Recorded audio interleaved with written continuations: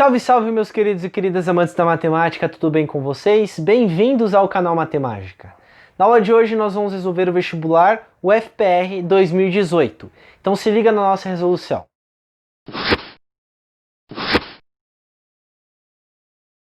Pessoinhas, antes da gente ir para o primeiro exercício, eu vou lembrar para vocês que todas as listas agora do canal ficam num link que você encontra no Instagram, tá? @prof.lucasgotardo, que você pode encontrar a escrita certinha aqui na descrição do vídeo, beleza? Porque eu não posso deixar mais outro link a não ser coisas do YouTube mesmo, beleza? Outra coisa também eu vou pedir para vocês, já que a gente está fazendo aqui, vou pedir para vocês se inscrever no canal, deixar o seu like, tá? Poder compartilhar esse vídeo com alguém que você sabe que vai prestar o FPR ou que tem dificuldade em algum dos conteúdos que vai aparecer aqui para você, beleza?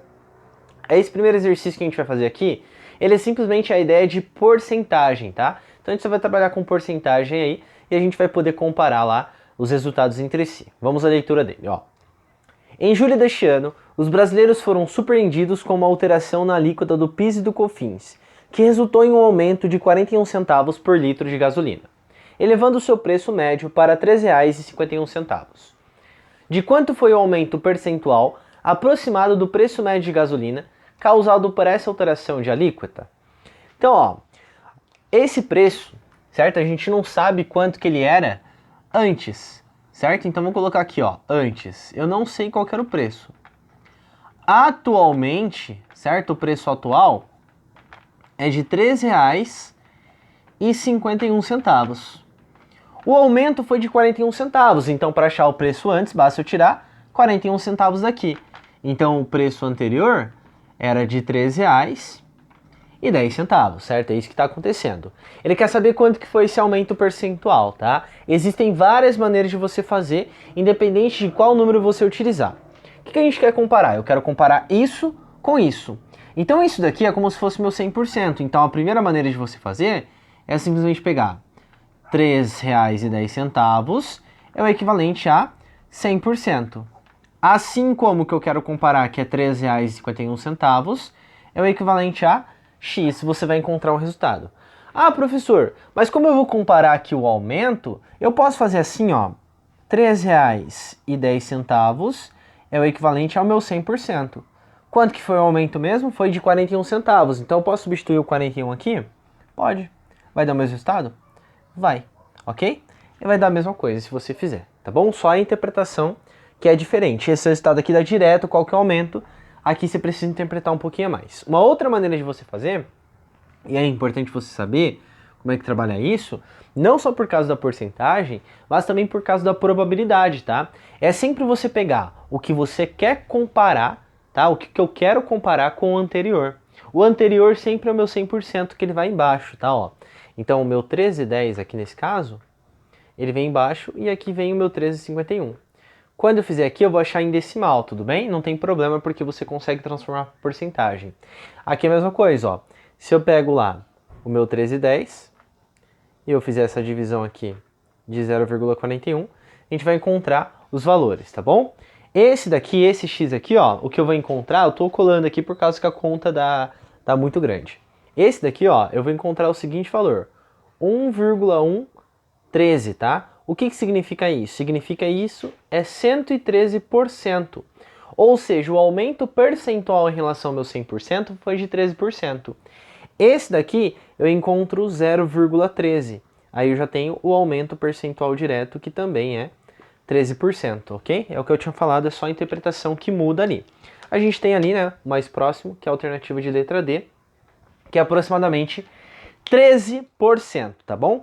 Então, ó, guarda todas as interpretações. Essa parte aqui é super importante porque às vezes você faz a conta mais rápido do que montar a regra de 3, tá bom? Principalmente quando é porcentagem em cima de porcentagem, tá? Dá uma olhadinha que vai ser uma aula de porcentagem essa semana, tá? Depois dessa aula aqui na quarta-feira, tá assistindo na segunda, né, considerando.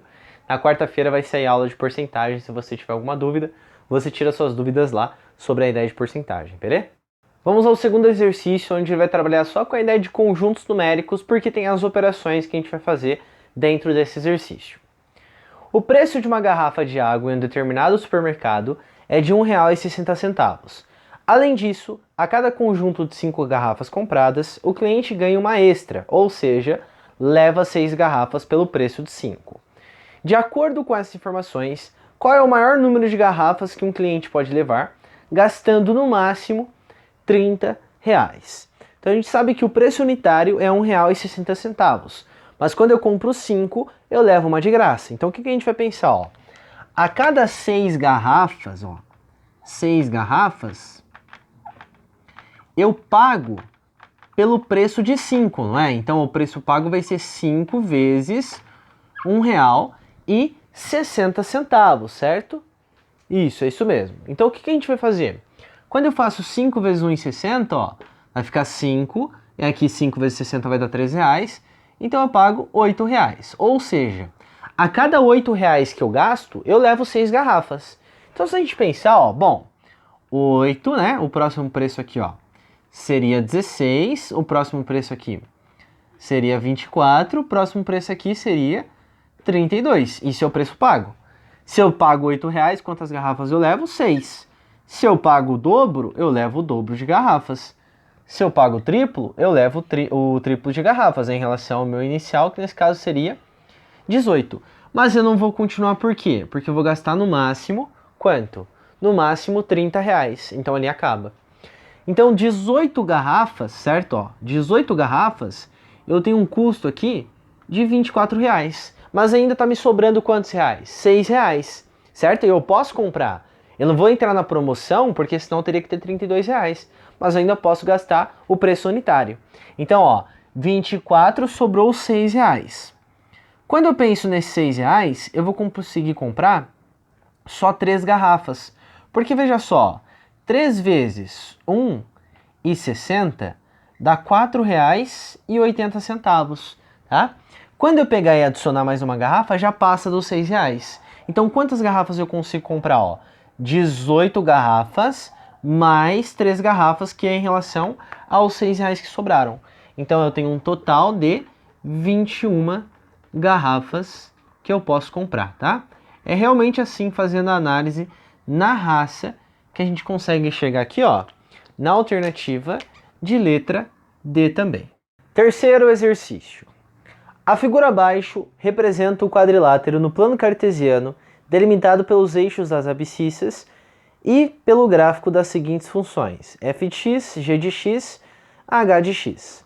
Qual é a área desse quadrilátero? Então eu coloquei aqui, ó, as funções f de x, g de x e h de x, só não coloquei os intervalos, tá bom? E coloquei aqui o gráfico que ele deu para nós. E ele quer saber a área disso daqui. Existem duas maneiras de você fazer. Eu esqueci de falar quais são os conteúdos que estão abordados aqui no começo dessa questão, né? A gente tem tanto a parte da geometria analítica, que a gente vai resolver como se fosse uma primeira resolução, e a parte da geometria plana, que a gente vai resolver como se fosse uma ideia lá da segunda resolução. E também, é claro, você precisa saber o que significa uma função no plano cartesiano. Senão você não consegue resolver nem de uma maneira, nem de outra, tá? Nem pela geometria analítica, nem pela geometria plana, tá? Então a primeira maneira que a gente vai fazer é utilizando o seguinte conceito lá da geometria analítica, ó. Quando eu tenho geometria analítica, ó, quando eu tenho o seguinte, eu pego aqui qualquer polígono, tá? Eu vou ter um ponto aqui, eu vou ter um ponto aqui, eu vou ter um ponto aqui, eu vou ter um ponto aqui. Se eu pego esses pontos na ordem onde eles estão montando o segmento e monto um determinículo, tá, que é um determinante reduzido que a gente fala, eu calculo aquele determinículo lá e substituo na formulazinha que é a seguinte, ó, para calcular a área de um polígono pela geometria analítica, é 1 sobre 2 vezes esse determinículo aqui, ó, que eu vou chamar de delta, tá? Às vezes aparece o D só, simplesmente, mas depende de qual literatura você está trabalhando. Esse determinículo, a gente vai fazer o seguinte, você vem e coloca da seguinte maneira, ó. Por coluna, você vai colocar x e y, são as coordenadas do ponto que você está trabalhando. Então, nesse caso, esse ponto eu já tenho, ó. Ele é o menos 2, certo? E quem? E 0, porque quando eu estou sobre o eixo x aqui, é essa coordenada. E você vem e coloca, ó. Aí depois eu preciso colocar esse ponto, tá? Eu não posso colocar esse daqui direto, ok? Isso você precisa tomar cuidado. Sempre vai na ordem que você está montando lá, de tal forma que você siga essa ordem. Pode montar, ó, daqui para cá ou daqui para cá, que é o que eu vou fazer, tá bom? Não pula ponto, senão dá errado. Para a gente terminar de montar esse determiníquo, eu preciso achar a coordenada desse ponto e a coordenada desse ponto, você concorda? E essa coordenada eu já tenho, ó, é 14 e 0, mas eu não vou substituir para seguir aquela ordem que eu acabei de comentar. Como que eu faço isso? Ele deu os intervalos da função. Essa f de x é a do menos 2 até a 1, então essa função é a minha f de x. Para achar o valor aqui, ó, y correspondente ao ponto 1, basta substituir na minha f de x. Da mesma forma, ó, quem que é essa função aqui? Essa função, certo? Ela é dada pela minha g de x. Por quê? Porque está entre 1 e 10, que foi o que ele deu no intervalo. E essa função está entre 10 e 14, que é a minha h de x que ele deu no intervalo. Então, para achar esse ponto, tanto faz você substituir lá na função g de x ou na h de x. Obviamente, a h é mais fácil, né? Então, quem eu vou fazer primeiro? Ó, achar o valor aqui do y. Então, eu vou fazer f de 1. f de 1 fica 2 vezes 1 mais 4. 2 vezes 1 dá 2. 2 mais 4 dá 6. Então, esse ponto aqui vale 6, ó. Eu tenho a outra coordenada, 1 e 6. Você vem e coloca aqui, ó, 1 e 6, beleza? Vamos achar essa outra aqui, ó. Quando meu x vale 10, substituindo na minha h. Tanto faz substituir novamente nessa ou nessa. Vai dar o mesmo resultado. Então, quando eu faço aqui, ó, minha h de 10, vai ficar 2 vezes 14 menos 10, certo? É o valor que está substituindo aqui. 14 menos o meu 10 vai dar 2. 2 vezes 2 vezes 4. Vixe Maria, banana inteiro. 14 menos 10 dá 4, 2 vezes 4 dá 8, maravilha. Coloquei o resultado correto aqui, meu cérebro estava à frente. Então eu tenho outra coordenada aqui, ó. 10 e quem? 10 e 8, então coloco, ó, 10 e 8. E para finalizar eu tenho a última coordenada, 14 e 0. Quando você coloca isso, você colocou os pontos, você sempre vai repetir a primeira aqui, tá, ó, menos 2 e 0. Como é que eu calculo isso? A mesma ideia de determinante, ó. Isso aqui é como se fosse a diagonal principal. Você vai multiplicando e vai mantendo o sinal. Depois você volta 2 a 2, ó, pegando e trocando o sinal, pensando na operação oposta. No sinal oposto, tá? No número oposto ao resultado que está dando. Então, ó, menos 2 vezes 6 dá menos 12. 1 vezes 8 dá mais 8. 10 vezes 0 dá 0, não vou nem colocar, ó. 14 vezes 0 dá 0, não vou nem colocar. Menos 1 vezes 0 que também dá 0, que eu não vou colocar. 10 vezes 6 dá menos 60. 14 vezes 8, vamos ver. Aqui dá 80, 32, então dá menos 112. Certo? Pensando na operação oposta. Menos 2 vezes 0 dá 0, não vou nem colocar também, né? Quando eu fizer aqui, ó, menos 12 mais 8 dá menos 4. E quando eu fizer menos 60 menos 112 dá menos 172. Pegando aqui, fazendo a operação, a gente vai encontrar que esse determiníquo aqui, ó, é menos 176. O que a gente faz agora? Você vem substituir, tá vendo que tem um módulo? Então vai ficar 1 sobre 2 vezes o módulo de menos 176. Que dá quanto? 176. Então aqui vai ficar 176 dividido por 2. Quando eu fizer essas contas aqui, isso dá 88 unidades lá de área, né? Que é o que a gente está trabalhando, o que corresponde aqui à alternativa B. E a outra maneira, você não vai fazer? Vamos fazer. Teria que fazer a mesma coisa, encontrar os pontos lá e sim? Sim. Por quê? Pensa comigo, ó. Eu posso dividir isso aqui como sendo a área 1. Você pode pegar isso daqui, ó, como sendo um trapézio, tá? Se você deitar, aqui é a base menor, aqui é a base maior e aqui é a altura. Ou se você quiser segmentar aqui, ó, que eu acho que fica mais fácil de enxergar, aqui você vai chamar de área 2, que é um retângulo. Aqui chama de área 3, que é um retângulo. Um triângulo retângulo, perdão. E aqui, ó, você chama de área 4, que é um triângulo retângulo. Calcula a área de cada um separadamente, depois soma todo mundo, tá? Isso daqui, ó, é pela geometria plana. Mas, novamente, para encontrar as medidas, eu ia ter que saber a função, para poder substituir os pontos e achar a altura ali, tá? Então vamos lá, ó.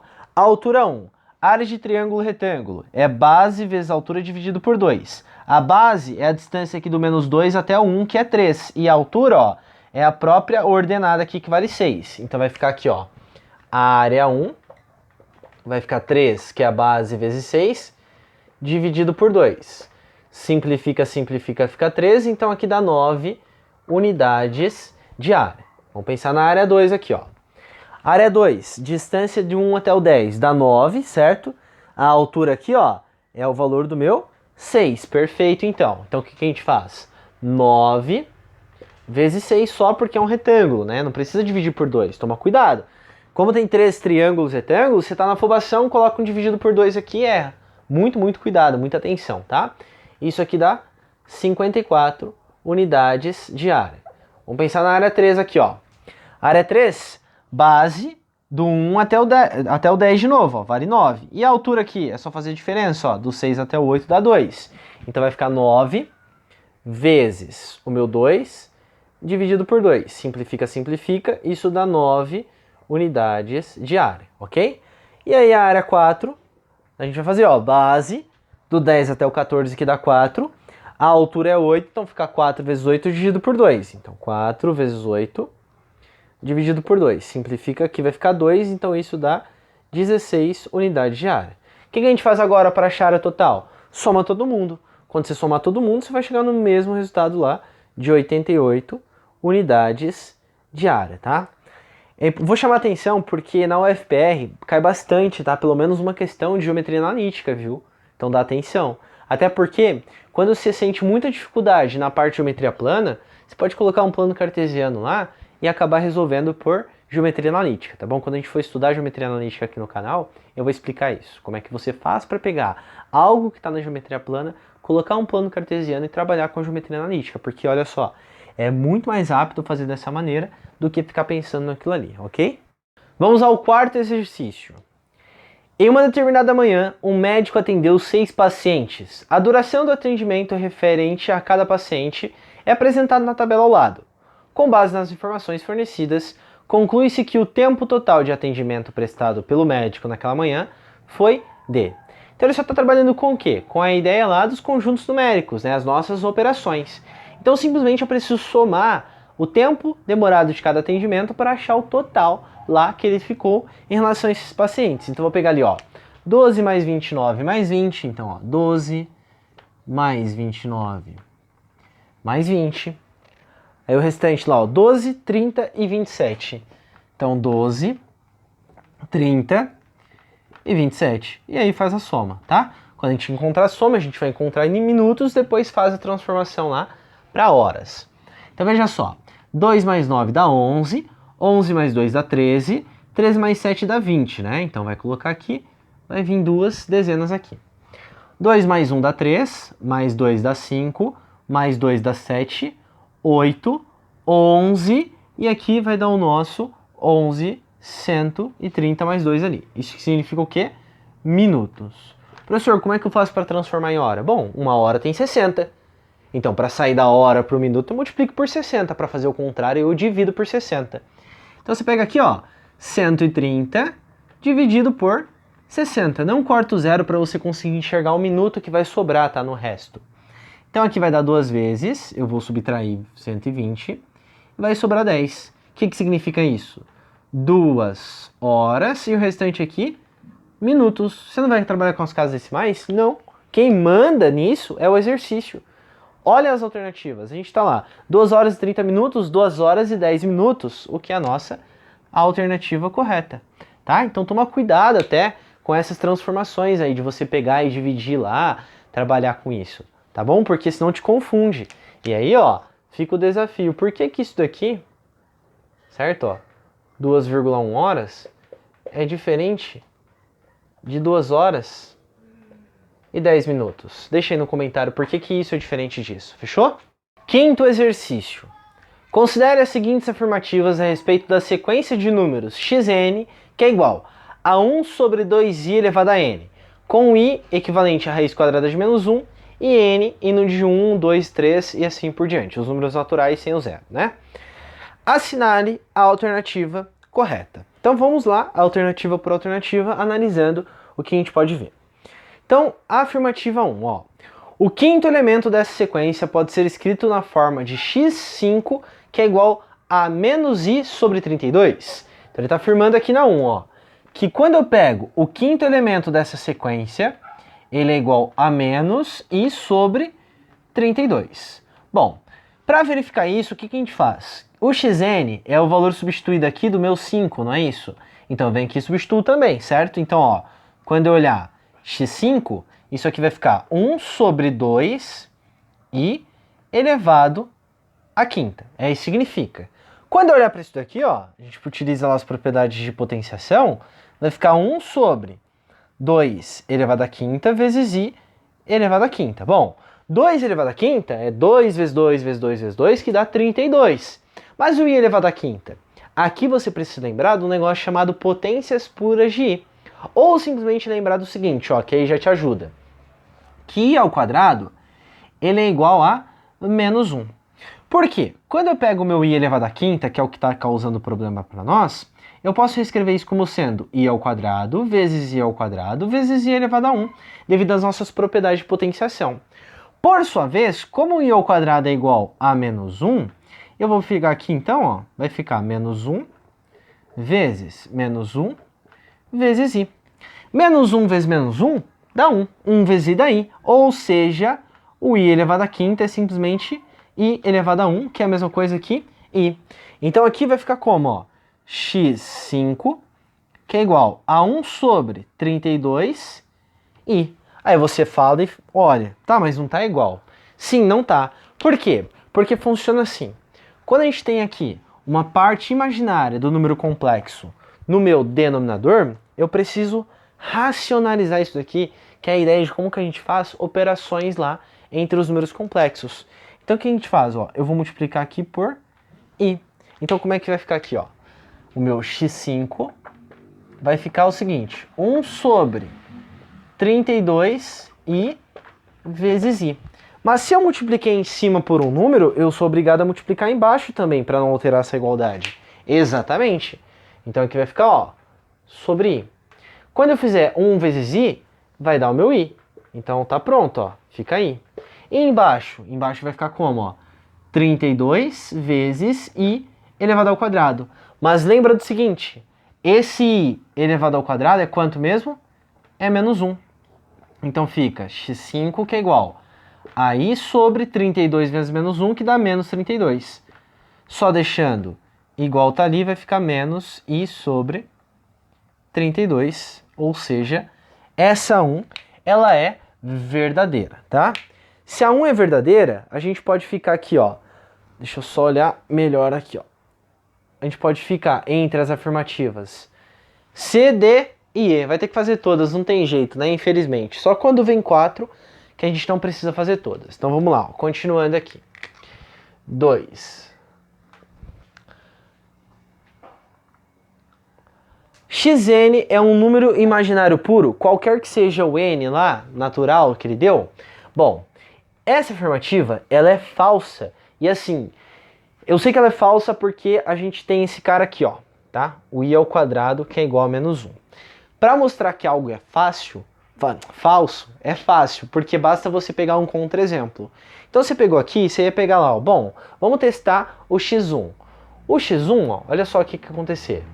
O x1 dá 1 sobre 2i elevado a 1, certo? E isso dá 1 sobre 2i.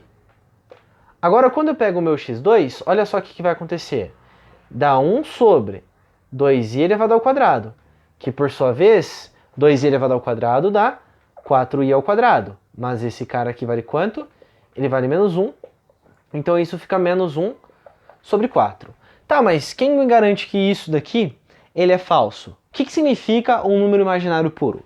Quando a gente pega lá um número complexo da forma a mais bi, quando esse a ele é igual a 0 e esse b ele é diferente de 0, ou seja, se a gente tivesse, por exemplo, um número complexo da forma 2i aqui, ó, esse cara, ele é um imaginário puro, tá? Porque esse daqui, a gente fala que é a parte real e esse é a parte imaginária. Se ele some e tem que ser diferente de 0 porque se der 0 cai em um número real, a gente vai garantir o imaginário puro.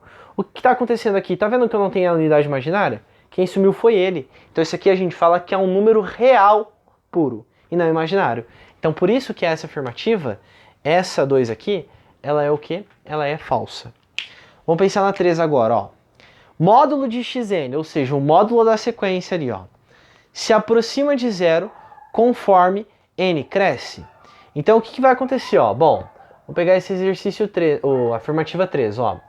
Sempre que eu pegar um xn qualquer, todo esse xn em módulo, porque às vezes dá negativo, ele vai se aproximar de 0. O que a gente vai pensar? Esse i, ele começa a se repetir devido às potências puras de i, tá bom? Dá uma pesquisada nisso, você vai ver que ele vai se repetir de 4 em 4.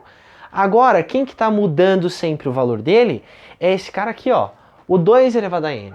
Então, o que eu preciso que você pense nisso daqui? Não na sequência em si, mas só no 1 sobre 2, ó. Veja o que significa 1 sobre 2 elevado a 1.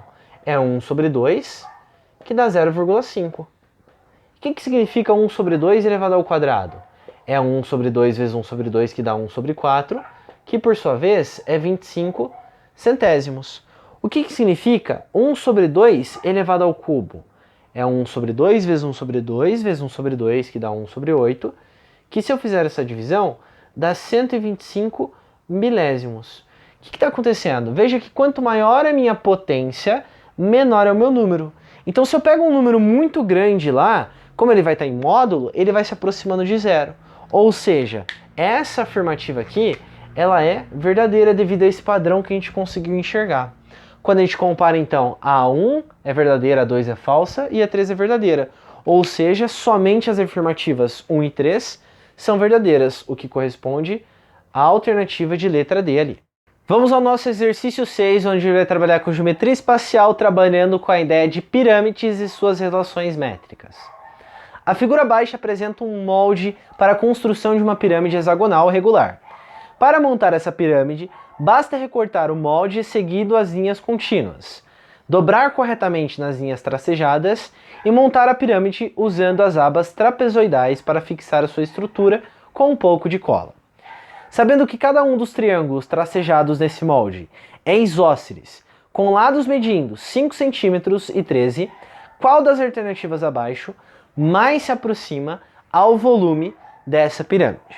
Então, quando a gente olha para a pirâmide, para o desenho da pirâmide, ela dá uma pirâmide de base hexagonal, tá? Então, a gente tem 6 triângulos equiláteros ali, de tal forma que a sua base desse triângulo equilátero vale 5 e o valor lá das arestas laterais vale 13, ok? O que a gente vai fazer? Eu vou montar aqui alguma parte da pirâmide. Então, quando eu colar ela, ó, nós vamos ter aqui um vértice fora, certo? Um ponto aqui que a gente chama de vértice, de tal forma que as arestas laterais são esses segmentos aqui, ó, tá? Quando eu fizer esse desenho aqui, ó, vai aparecer o meu triângulo, certo? De tal forma que eu sei que isso vale 13. E esse pedacinho aqui, ó, ele vale 5 centímetros. O que é importante nós pensarmos? Lá da geometria plana, quando eu faço algumas diagonais em um hexágono que é regular, vai acabar aparecendo 6 triângulos equiláteros. Então, se eu fizer, ó, só esse pedacinho que está aqui, ó, que eu estou desenhando, tá? Se eu fizesse esse daqui também, fizesse para lá, aparece um triângulo equilátero. O que é um triângulo equilátero? Um triângulo que tem todos os lados congruentes. Então, esse segmento que está aqui, ó, ele vale 5 centímetros, tá? Então, eu tenho, ó, que esse vale 13 e que esse vale 5. Isso daqui a gente fala que é o raio circunscrito. Isso aqui a gente fala que é a aresta lateral. O que eu preciso para achar o volume de uma pirâmide? O volume de uma pirâmide é dado pelo 1/3 da área da base vezes a minha altura. Quem que é a base ali? A base é um hexágono regular, que por sua vez, se a gente substituir aqui, ó, vai ficar 1/3 da área da base, que é o quê? É 6 vezes a área de um triângulo equilátero, tá? Essa partezinha aqui, ó, é a área de um triângulo equilátero, eu multiplico por 6 devido àquele fato que eu acabei de explicar para vocês. Vezes a altura. Quem que é esse L? Esse L é o lado do hexágono, que eu tenho que é 5. Mas não tem altura, tá vendo? Quem que é a altura da pirâmide? É a distância aqui, ó, desse vértice até a minha base. Certo? Esse segmento aqui, ó, em vermelho, que ficou um pouquinho torto, né? Mas como é a altura, sempre será aqui, ó, perpendicular. Então, quando eu olho para esse triângulo aqui, tá vendo que esse triângulo, ele é um triângulo retângulo. Se ele é um triângulo retângulo e eu estou procurando a minha altura, eu posso aplicar o teorema de Pitágoras aqui, tá? Então vai ficar, ó, hipotenusa aqui, que nesse caso é 13 ao quadrado, que é igual a 5 ao quadrado mais h ao quadrado. Quando você fizer as operações, esse h aqui, ó, ele dá 12 centímetros. Por que eu sei? Porque esse triângulo é um triângulo pitagórico também, assim como o triângulo 3, 4 e 5 é, tá? Então decora, sempre quando você tiver hipotenusa igual a 13, uma dos catetos lá é igual a 5, o outro vai ser 12, ou o contrário, né? Hipotenusa igual a 13, um dos catetos 12, o outro cateto vai ser 5, tá bom? O que eu vou fazer isso então? Ó, vou pegar esse 12, vou substituir aqui, vou substituir esse L por 5, e aí eu consigo encontrar o volume dessa pirâmide. Então bora lá, ó. Vai ficar aqui então, ó, 1/3 de 6 vezes 5 ao quadrado vezes raiz quadrada de 3, tudo isso sobre 4, vezes a altura que é 12. Tá vendo que eu tenho 3 vezes 4 embaixo e 12 em cima? 3 vezes 4 dá quanto? Dá 12. Simplifica então. Quem que ficou, ó? 5 ao quadrado dá 25, não dá? 25 vezes 6 dá 150. Então ficou 150 vezes a raiz quadrada de 3. Na UFPR eles têm um formulário na frente lá que ele dá aproximado para você, tá? Então muito provavelmente ele deu que essa raiz quadrada de 3 é 1,73. Então vou fazer aqui, ó. 150 vezes 1,73. 3 vezes 0 dá 0, 3 vezes 5 dá 15, vai 1. 3 vezes 1 dá 3, tem 1 lá, fica 4. 7 vezes 0 dá 0, 7 vezes 5 dá 35, vai 3. 7 vezes 1 dá 7, mais 3 que tá lá, 10. 1 vezes 150 vai dar o próprio 150, né? Fazendo a soma aqui, ó, vai ficar 0, 5, 9, 5, 2. Duas casas decimais, joga aqui. Então é 259,5 centímetros cúbicos, né? Que é o valor que ele deu ali. Se a gente pegar como é aproximado, o valor mais próximo que nós temos aqui, ó, é a alternativa A, que ele dá aproximadamente igual a 260 centímetros cúbicos aqui. Vamos ao 7º exercício, onde ele vai trabalhar com a ideia de análise combinatória, falando sobre permutação, tanto a simples como a com repetição. Vamos lá, ó. Considere o conjunto S de todas as sequências de 5 letras formadas com as vogais A, E, I, O e U, que satisfazem simultaneamente as duas regras abaixo. Regra 1. O número de letras A é igual ao número de letras E. Regra 2. O número de letras O é igual ao número de letras U.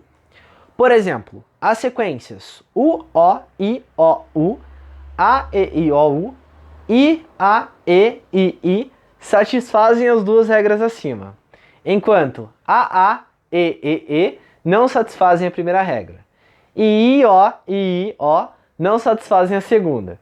Quantos elementos distintos possui o conjunto S? Foi bem ridículo eu ficar lendo, né? Não precisava ter lido, mas enfim. Vocês viram as sequências que satisfazem e as sequências que não satisfazem, né? A gente tem 4 casos de tipo de sequências ali, segundo que alguns são dobrados ou não, tá? Então o primeiro caso é o seguinte.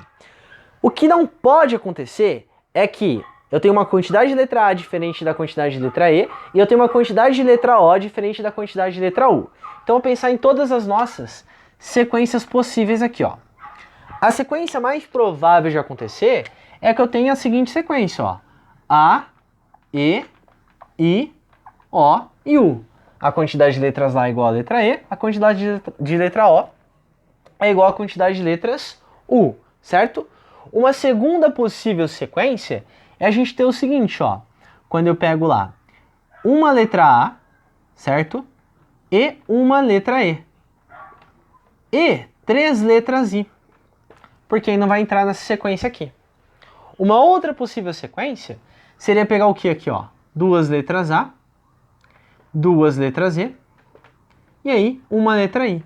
Por que que não pode entrar uma letra O, por exemplo? Porque se aparecer a O, tem que aparecer a U, tá? Essa sequência, ela vai ser dobrada. Por quê? Porque aí pode aparecer o seguinte, ó. Uma letra O, uma letra U, e aí 3 letras I. Certo? Opa! 3 letras I aqui. E aí a mesma coisa acontece aqui, ó. Posso ter lá, ó, 2 letras O, 2 letras U e uma letra I. E aí a última sequência possível é quando eu tenho o quê? As 5 letras sendo a minha I. Então a gente vai pensar em todos esses casos, depois somar todos eles entre si, tá bom? Primeiro caso aqui, ó. Eu tenho 5 espaços para 5 letras, então é permutação de 5 elementos, tá? É 5 fatorial, que é o equivalente a 120. Se você não quiser pensar assim, pensa lá, princípio multiplicativo. Aqui quem pode entrar, ó, tanto A como E, como I, como O, como U, ou seja, eu tenho 5 possibilidades. Utilizei uma letra, sobra quanto? 4, e depois 3, e depois 2, e depois 1, que dá o meu 120, ok? Essa sequência aqui seria uma possível sequência, seria isso daqui, ó. AE e 3 sequências de I seguidos aqui, certo? Só que eu posso permutar esses elementos entre si. Isso aqui a gente fala que é permutação com repetição. Então a gente dá assim, ó. É 5 fatorial, que eu tenho 5 elementos, dividido por 3 fatorial, por quê? Porque eu tenho 3 elementos repetidos, que se eles permutarem entre si, não dá uma sequência nova. Aqui a gente abre lá o fatorial, fica 5 vezes 4 vezes 3 fatorial, dividido por 3 fatorial. E aqui vai simplificar, então vai dar 20. Quando eu fizer essas contas, vai parecer a mesma coisa. A única diferença é que não escrever A e E, eu escrevo O e U. Então aqui, ó, essa sequência também dá 20. Então vamos começar a circular os valores que a gente tem que somar, ó. 120, 20 e 20 aqui. Uma sequência possível seria essa daqui, ó. A, E e I. Aí eles podem se permutar entre si. Só que eu tenho 2 elementos repetidos, então ficaria o que, ó? 5 fatorial, dividido por 2 fatorial, dividido por 2 fatorial. Então isso dá 5 vezes 4 vezes 3 vezes 2 vezes 1, dividido por 2 fatorial, que é 2 vezes 1, que dá 2, vezes 2 fatorial, que é 2 vezes 1, que dá 2. Esse daqui vai simplificar com esse, ficou 5 vezes 3 vezes 2, que dá um total de 60. 60 não, desculpa, 30. Como esse também dá 30, aí sim dá o meu 60, né? Porque aqui só vai mudar o A, o I e o E por O e por U. E esse daqui? Esse daqui eu só tenho uma única sequência, que é ela possível, né? É quando eu pego o I, o I, o I, o I e o I. Então tudo isso dá somente uma sequência. Então, como eu tenho todos os possíveis casos pensados já, eu somo todo mundo, ó. Veja só, quando eu fizer essa soma dá 40, essa soma dá 60. 40 mais 60 dá 100. Mais 120 é 220. Mais 1, a gente encontra aqui 221 possíveis sequências, respeitando aquilo que ele deu, né? O que corresponde ali? A alternativa de letra B. Oitavo exercício. Esse oitavo exercício vai trabalhar com a ideia de funções, tá? Tanto com a parte lá de classificação de função, função composta, domínio da função também. Vamos à leitura. Sobre as funções reais f de x e g de x, identifica as afirmativas a seguir como verdadeiras ou falsas. Assinale a alternativa que apresenta a sequência correta de cima para baixo. Então a função f que ele nos deu é a seguinte função, ó. É uma função que é o equivalente aqui a raiz quadrada de x mais 2. E a função g que ele nos deu é uma função que é igual a x ao quadrado menos 1. Vamos à nossa primeira afirmativa aqui, ó. Ele diz que o domínio da função f são todos os números reais maiores que 0, ou iguais a 0, né? Então pega a função f aqui, ó. Vamos destrinchar isso e ver se é verdadeiro ou falso. O que é a ideia do domínio? É o meu conjunto de partida, ou seja, são os valores do x que pode assumir ali. Quando eu olho para todo o meu contexto da função, eu observo que eu tenho uma raiz quadrada.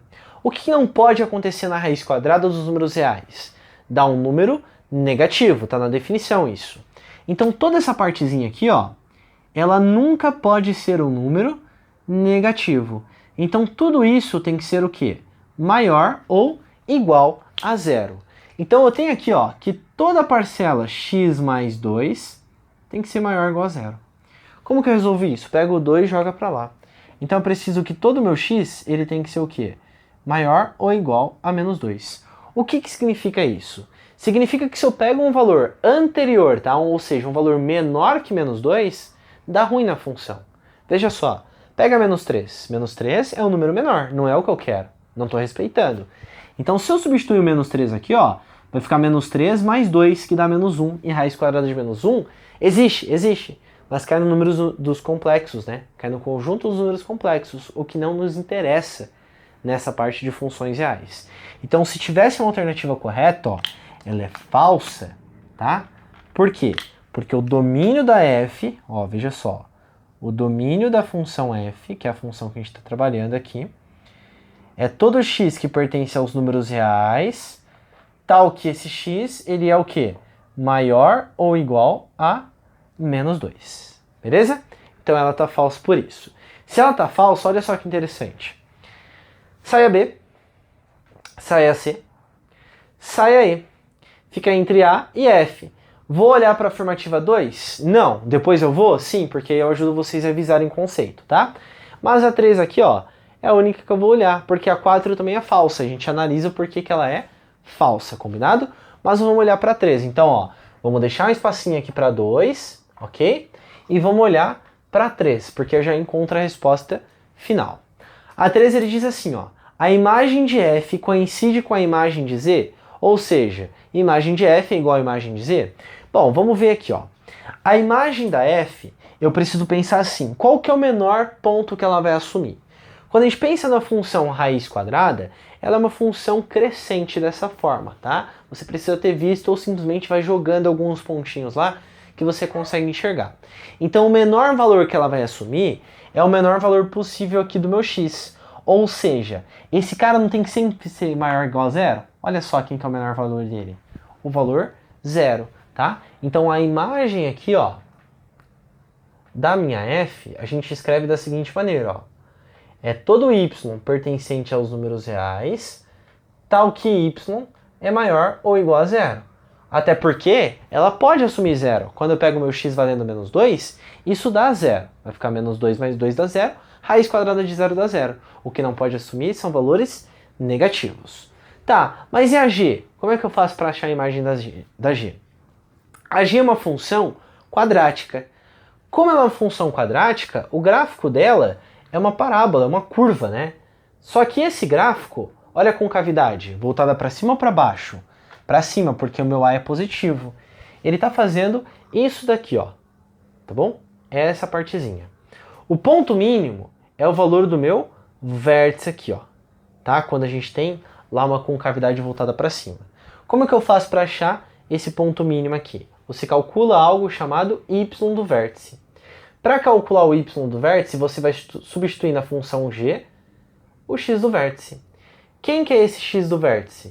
Menos b dividido por 2 vezes o a. Quem é b e quem é a? O b é o coeficiente que multiplica o meu x. Não tem. E o a é quem multiplica o meu x elevado ao quadrado. Se não tem, ele está escondido aqui, ó. Tá 0x. Então o b vale 0 e o meu a vale 1. Então quando nós fizermos a substituição, vai ficar menos 0 dividido por 2 vezes 1, que dá 2, que isso dá 0. Então o meu x do vértice é 0. Então eu vou substituir isso na função, ó. Como é que vai ficar aqui? 0 ao quadrado menos 1, que dá menos 1. Ou seja, o ponto mínimo aqui é menos 1. É claro que se você souber muito de gráfico, você já percebe que esse cara está interceptando, tá vendo? E você já sabe que ele é o vértice, tá? Só olhando para o gráfico. Então, como é que eu escrevo aqui, ó, a imagem da G? A imagem da G, eu vou escrever assim, ó. É todo y pertencente aos números reais. O que vai acontecer? Sempre vai ser, ó, a parte acima aqui. Tal que y é maior ou igual a menos 1. É isso. Ou seja, são iguais? Não são iguais. Se não são iguais, ele diz que são, né? Ele diz assim, ó, coincide com a imagem de G, quer dizer que essa afirmativa 3, ela é falsa. Se a afirmativa 3 é falsa, eu fico com a alternativa de letra A aqui. Mas vamos analisar a 2 e a 4 e ver por que que uma é verdadeira, tá? No caso, né, a 2 é verdadeira, e por que que a outra é falsa, tá? Porque fica de revisão, ó. F bola G de x é igual a raiz quadrada de x ao quadrado mais 1. O que que significa esse F bola G de x aqui, ó? Essa anotação significa o seguinte, é uma função composta da F com a G. Quando eu escrevo dessa forma, todo esse cara aqui, ó, toda a minha função G está assumindo o papel do meu x. Então o que que significa isso então, ó? Quando eu olhar para a minha função f, é essa. No lugar desse cara, eu vou substituir a minha g de x. Então vai ficar da seguinte maneira, ó. Raiz quadrada de g de x mais 2. Quando eu pegar isso daqui e substituir, ó, vou pegar ó, quem? Ó, minha g, que é o x ao quadrado menos 1, e vou substituir. Então vai ficar a raiz quadrada de x ao quadrado menos 1 mais 2. quando eu fizer essas contas aqui, ó, vai ficar lá, raiz quadrada de x ao quadrado mais 1. E aí a gente confirma, né, que ela é verdadeira, porque eu posso comparar e deu a mesma coisa, né, a função composta. Então por isso que ela é verdadeira. A 4 eu vou escrever aqui, ó, porque ali não tem espaço, tá? Então, ó, afirmativa 4. O gráfico dessas funções se cruzam apenas uma vez? O que é se cruzar? É simplesmente assim, ó. Quando eu comparar a imagem de um com a imagem do outro, e vai dar a mesma imagem, tá? Para um valor lá respectivo do x, eu tenho o valor correspondente a esse e um valor correspondente a esse. É isso que significa. Quem que é a minha g de x? X quadrado menos 1. Então vamos substituir, ó. X quadrado menos 1, que é igual a raiz quadrada de x mais 2. Pô, tem uma raiz quadrada, como é que eu vou trabalhar com isso? Eleva ao quadrado. Então, ó, quando elevar ao quadrado, aqui que você precisa tomar cuidado. Eleva ao quadrado aqui e eleva ao quadrado aqui, tá? Por quê? Porque se eu estou trabalhando com algo na equação, se eu fizer algo de um lado, do outro tem que fazer o equivalente, tá bom?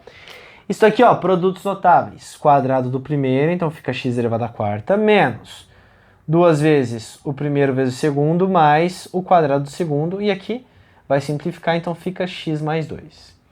Joga tudo para cá, então vai ficar x à quarta menos 2x ao quadrado menos x menos 1, que é igual a zero. Vou resolver isso aqui? Não, você não vai. Eles se interceptam em no mínimo 4 pontos, tá? Pode ser que seja menos? Pode ser que seja menos porque pode ter uma raiz quadrada, uma raiz complexa ali dessa equação algébrica. Mas tem um teorema que garante que se eu tenho uma raiz de quarto grau, uma equação algébrica de quarto grau, eu tenho 4 raízes. Então essas raízes serão os pontos que eles vão se interceptar. Como eles se interceptam em 4 pontos, quer dizer que não se interceptam somente em um ponto, mas sim em mais de um, ok? Então por isso que ela é falsa, tá? Só confirmando aqui que a alternativa correta é a alternativa de letra A.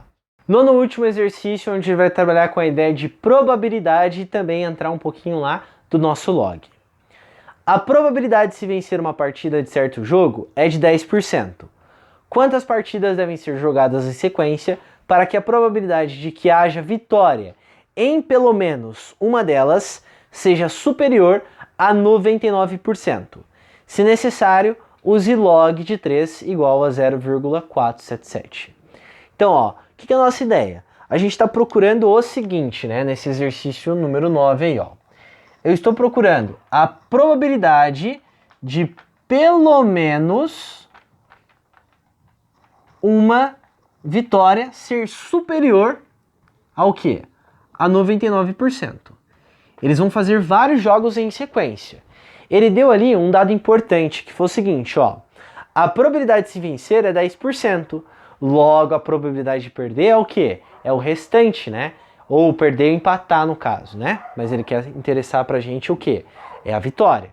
Então, ó, a probabilidade de vencer é o equivalente a 10%, que é a mesma coisa, participação especial do cachorro da rua, que 0,1, basta fazer 10 dividido por 100. E a probabilidade de não vencer, ó, tá? Eu tô colocando um nzinho aqui, é o restante, ou seja, o complementar 90%, que é o equivalente a 0,9. Como ele fala pelo menos 1, pode ser que seja 1, pode ser que seja 2, pode ser que seja 3, pode ser que seja 4. A gente não sabe. A gente vai fazer N jogos. A gente tem que saber quanto que é o N, de tal forma que dá superior a esse valor de 99%. Então o que nós vamos pensar? Bom, se eu falei pelo menos 1, vamos pensar no evento complementar, que é quando ele perde tudo, que é o que eu não quero. Então quando eu falo nesse pelo menos 1, ó, pelo menos, olha só, pelo menos 1, eu tenho uma coisa que eu não quero, que é quem? Não ganhar, ó, não vencer nenhum. Como que eu faço para não vencer nenhum? Você vai pegar, ó, toda a probabilidade de não vencer. Só que é em sequência. Então como é que ficaria, ó? 0,9 vezes 0,9 vezes 0,9 vezes 0,9. Quantas vezes? Não sei. N vezes, certo? Isso aqui fica. Só que quando eu faço um número vezes ele mesmo, vezes ele mesmo, vezes ele mesmo, isso dá o quê? 0,9 elevado a N. Então essa probabilidade eu não quero. O que a gente faz então? Eu vou pegar tudo, que é o meu 100%, ó, que eu vou representar por 1, certo? Isso aqui é pelo menos uma vitória. Então isso aqui é como se fosse 100%. E tirar o que eu não quero, que é o 0,9 elevado a n. Quando eu pego tudo e tiro o que eu não quero, que é não vencer nenhum, eu tenho pelo menos uma vitória. Então isso daqui, ó, certo? Essa partezinha aqui pode ser representado como? Como sendo 1 menos 0,9 elevado a n, que é maior ou igual a 99%, que eu vou escrever aqui em decimal. E aí a gente resolve agora essa inequação, tá bom?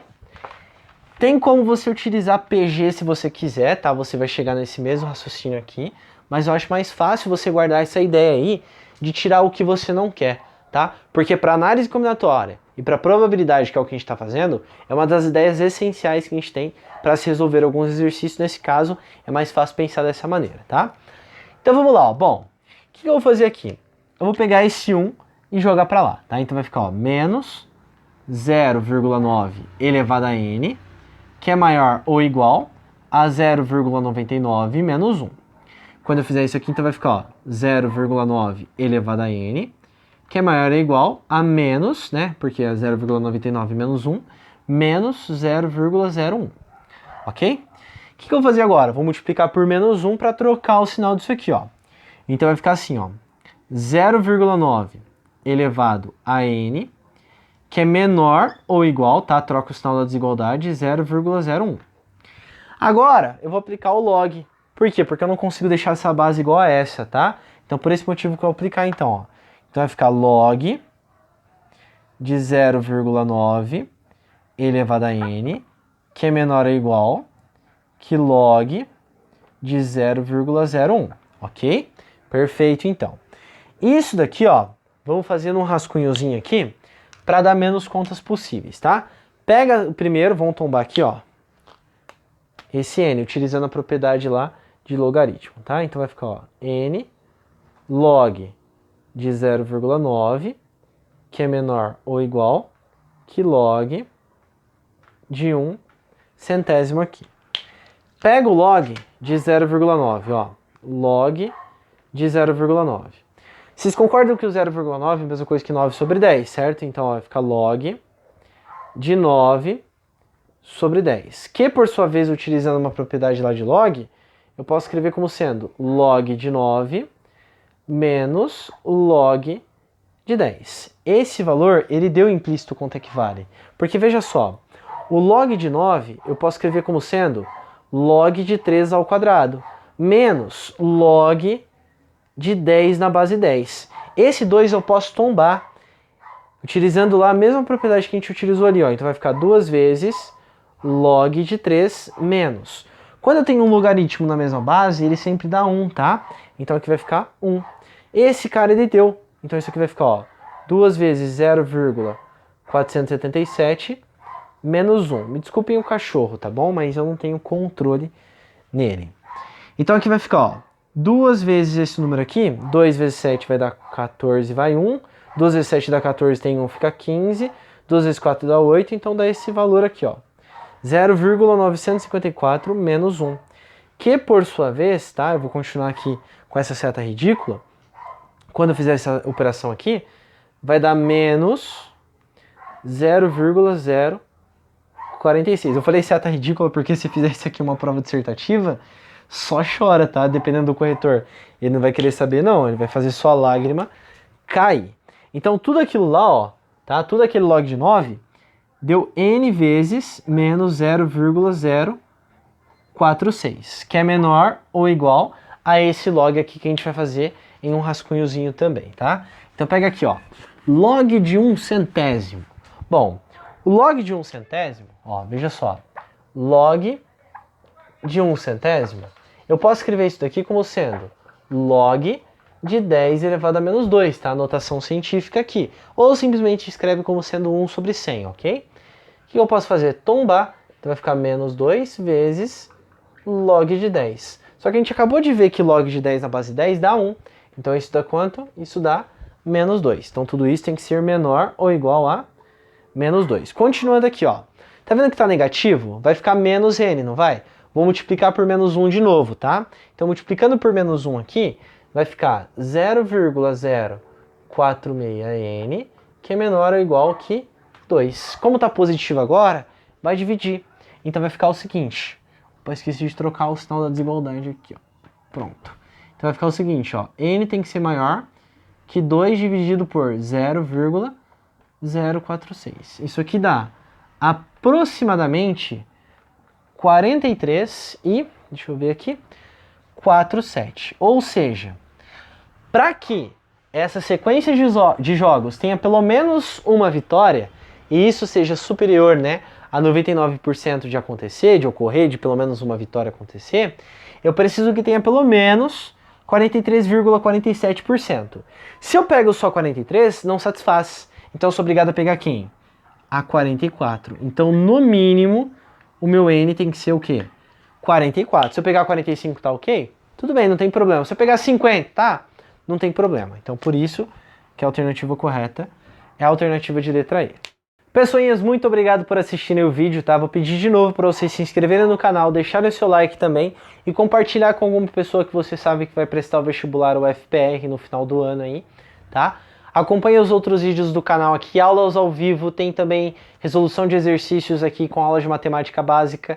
Essa semana é a última aula de porcentagem. Na semana que vem a gente vai começar lá com teoria dos conjuntos, beleza? Tchau, tchau para vocês, bons estudos e até a próxima aula.